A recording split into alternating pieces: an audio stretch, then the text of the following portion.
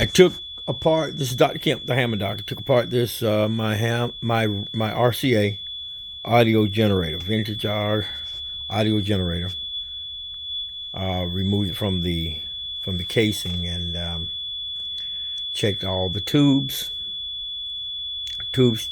Checked good. I cleaned the sockets of the chassis, and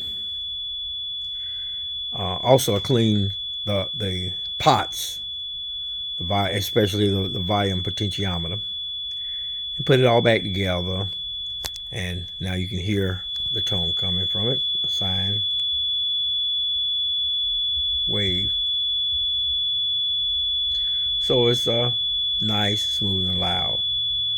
I don't perceive it to be any more. Might be just a tad bit louder than it was right there. It's a tad bit louder than it was. So cleaning the volume pot helped.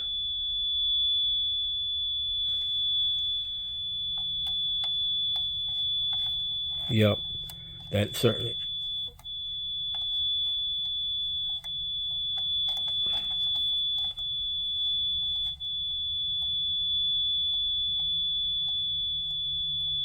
Maybe.